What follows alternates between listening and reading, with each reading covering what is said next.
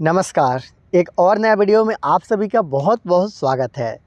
दोस्तों, आज के इस वीडियो में मैं आप लोगों को एक बनता हुआ किचन का जो काम है उससे डायरेक्ट साइड से दिखाने वाला हूं।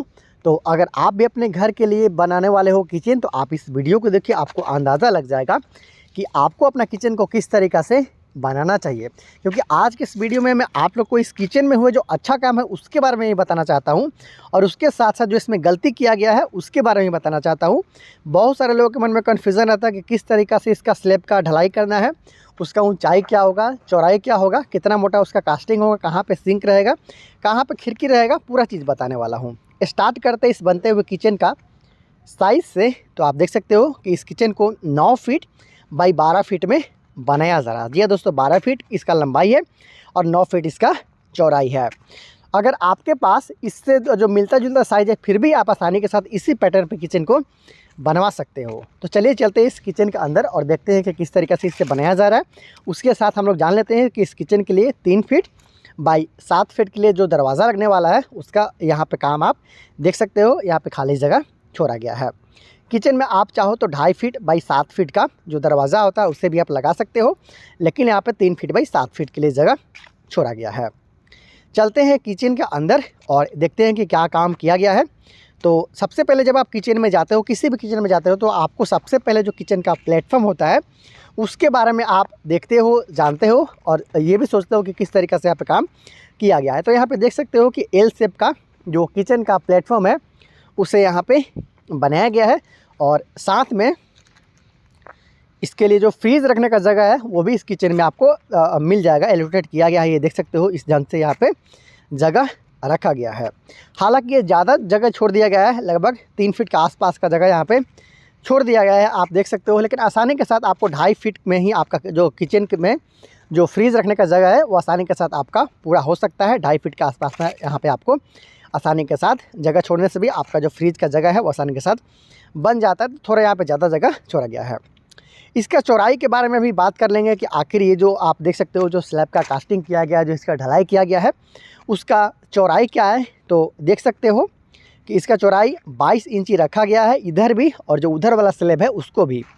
तो देखिए, अगर 22 इंची का अगर आप स्लैब रखते हो और इसके ऊपर में आप ग्रेनाइट या फिर मार्बल लगाते हो, तो ये जो 22 इंची का है वो 2 इंची और आपका बढ़ जाता है, क्योंकि इसका जो साइड है पट्टी की तरफ, पट्टी यहाँ पे लगाया जाएगा, मार्बल लगाया जाएगा, तो 1 से 2 इंची वो बढ़ जाता है। मतलब 2 फीट के आसपास का यहाँ पे आपको चौड़ाई मिलने वाला है फिनिशिंग के बाद में।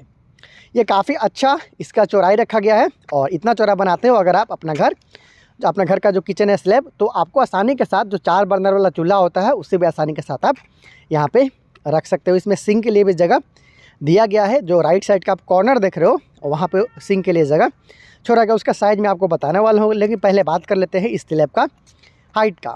तो देख सकते हो ये जो यहाँ पे घर का जो फर्श बनाया गया है उससे ऊंचाई भाग का बात किया जाए कि कितना ऊंचा इसे रखा गया है, तो 34 इंची का हाइट यहाँ पे अब तक आप इसे हुआ देख सकते हो। और इसके बाद इसके ऊपर जो ग्रेनाइट लगाने का काम है उसे भी किया जाएगा।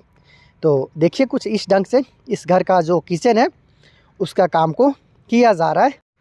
दोस्तों, बहुत सारे लोग ये बात कुछ सोच कर भी परेशान रहते हैं कि जो उनका किचन होगा उसमें कितना मोटा जो स्लैब है उसका कास्टिंग करवाना चाहिए। तो ये जो आप स्लैब देख रहे हो जो कि 2.5 इंची के आसपास का मोटाई में यहाँ पे कास्ट किया गया है, ढलाई किया गया है, तो आप चाहो तो 2 से 2.5 इंची के आसपास में जो इसका मोटाई है उससे रख सकते हो। अगर इसके ऊपर आप ग्रेनाइट या फिर टाइल्स या फिर मार्बल लगाने वाले हो तो इसका मोटाई ज़्यादा नहीं रखें, क्योंकि ज़्यादा मोटा अगर हो जाता है तो ये भद्दा लगने लगता है।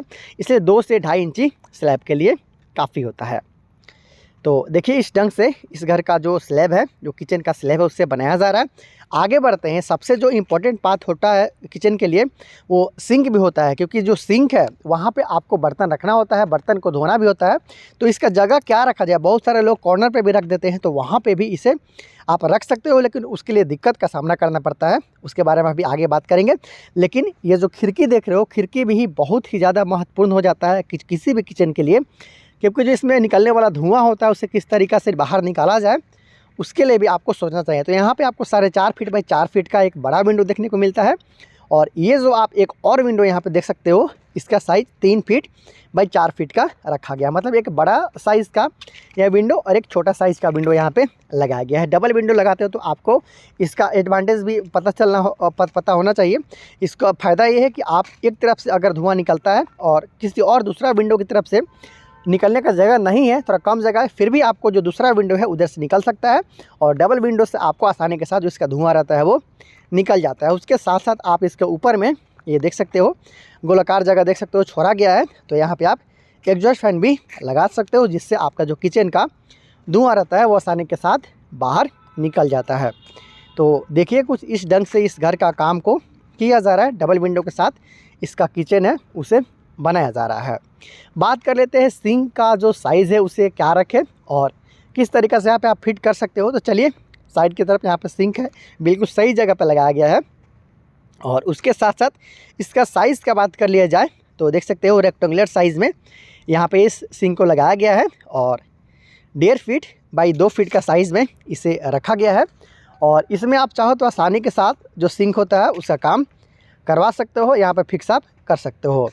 उसके साथ साथ जो इसका निकलने वाला पानी होता है उसके लिए नीचे में आप काम कर सकते हो, और पाइप से इसे जोड़ भी सकते हो, जिससे आसानी के साथ जो आपका किचन का पानी होता है, जो वेस्टेज वाटर होता है, वो निकल सकता है। बहुत सारे लोग स्क्वायर शेप का भी यहाँ पे जो सिंक है उसका प्रयोग कर लेते हैं, लेकिन ज़्यादा बढ़िया होता है रेक्टेंगुलर शेप का जो सिंक होता है, उससे आपको ज़्यादा फ़ायदा होता है और ज़्यादा इसमें चीज़ आप रख सकते हो। सर्वे में भी दोस्तों ये पाया गया है कि जो रेक्टेंगुलर शेप का जगह होता है उसमें आप ज़्यादा सामान रख सकते हो। तो देखिए इस ढंग से बनाया जा रहा है। यहाँ पे जो फ्रीज़ रखने का जगह है उसे भी आप आसानी के साथ देख सकते हो। हालांकि यहाँ पे 3 फीट के आसपास का जगह छोड़ा गया है, ज़्यादा बड़ा किचन है, इसलिए आप चाहो तो 2.5 फीट का जो जगह होता है वहाँ पे भी आपका आसानी के साथ जो काम है वो चल सकता है। ये है इस किचन के लिए डोर के लिए जगह, 3 फीट बाई 7 फीट का डोर है। आप चाहो तो यहाँ पे एक स्पेशल या फिर एक्स्ट्रा यहाँ पे आप स्लैब भी डाल सकते हो, जहाँ पे आप किचन से संबंधित जो सामान होता है उसे आप रख सकते हो। इस तरीक़ा से आप 1.5 से 2 फीट के आसपास में निकला हुआ जो स्लैब होता है उससे लिंटल बीम के साथ में निकलवा सकते हो, और इससे आपका काम और आसान हो जाता है। किचन से संबंधित जो सामान होता है उसे रख सकते हो, बाद में फर्नीचर वर्क कराते हुए इसका जो आप काम है उससे करवा सकते हो। इससे आपका किचन कुछ सुंदर भी दिखने लगता है और आपका काम भी हो जाता है। तो इस तरीक़ा से मात्र 9 फीट बाई 12 फीट में ये बनता हुआ किचन को देखते हुए आप अपने बनने वाला किचन का जो काम है वो करवा सकते हो। सारा चीज़ मैंने आपको बता दिया है कि इसका हाइट क्या रखना है, स्लैब का चौड़ाई क्या रखना है, ऊंचाई क्या रखना है, कहाँ पे विंडो रखना है, किस तरीक़ा से एडजस्ट फैन रखना है। ये देख सकते हो ऊपर में चाहो तो फ़ैन के लिए भी आप जगह यहाँ पे दे सकते हो। उसके साथ साथ जो पॉइंट है, लाइट का पॉइंट है, वहाँ पर भी आप 2 से 3 पॉइंट इसमें आसानी के साथ दे सकते हो। तो इस ढंग से इस किचन को बनाया जा रहा है। जैसे ही किचन कंप्लीट होगा, ग्रेनाइट टाइल्स का जो प्रयोग है उससे आपका काम कंप्लीट हो जाएगा, तो फिर मैं आप लोग के लिए वीडियो लाऊंगा। आप चाहो तो दीवार में भी एलिवेशन टाइल का उपयोग कर सकते हो, जिसका आप काम लिंटर लेवल तक दे सकते हो। तो बहुत जल्द मिलते हैं अगली वीडियो में। अगर ये वीडियो पसंद आया तो लाइक कीजिएगा और चैनल को सब्सक्राइब भी कर दीजिएगा। तो बहुत ही जल्द मिलते हैं अगले वीडियो में। तब तक ले दीजिए निराला कंस्ट्रक्शन के पूरी टीम को इजाज़त। नमस्कार।